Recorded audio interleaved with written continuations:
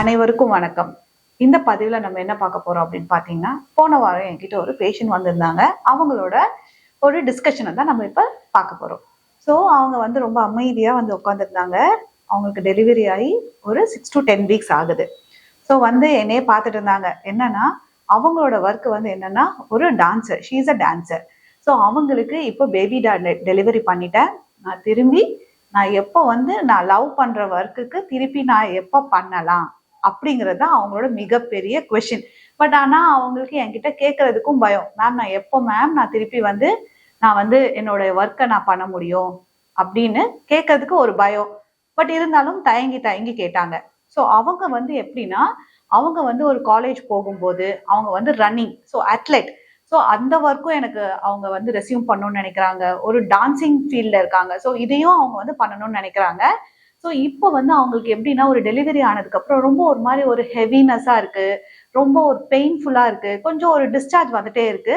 So அதனால அவங்களோட work, ரொம்ப ஆசைப்பட்ட ஒர்க்கு அவங்களால பண்ண முடியாம போயிடுமோ, திருப்பி நான் வந்து என்னோட ரன்னிங்கை வந்து நான் வந்து கண்டினியூ பண்ண முடியாம போயிடுமோ அப்படிங்கிற மாதிரியான ஒரு கேள்விக்குறியோட தான் வந்திருந்தாங்க. ஸோ இப்போ என்கிட்ட வந்து ஒரு 3 ஆப்ஷன்ஸ் இருந்தது அவங்க கிட்ட சொல்றதுக்கு. நம்பர் 1, நோ, நீ பண்ணவே கூடாது, இனிமேல்ட்டு வந்து நீ ரன்னிங் பண்ணவே கூடாது அப்படின்னு ஒரு ஃபர்ஸ்ட் ஆப்ஷன். 2வது ஆப்ஷன், பண்ணலாம், ஸ்லோவா ஸ்டார்ட் பண்ணு, நீயே டிசைட் பண்ணிக்கோ எப்போ பண்ணலாம் அப்படின்னு சொல்றது ஆப்ஷன். 3வது ஒரு கைட்லைன்ஸ் இருக்கு. ஸோ நீங்க வந்து ஒரு பேபி பிறந்ததுக்கு அப்புறம் நீங்க ரன்னிங்க்கு இல்ல டான்சிங் இந்த மாதிரி ஹை இம்பாக்ட் ஒர்க்ஸ் பண்றதுக்கு ஒரு கைட்லைன்ஸ் இருக்கு.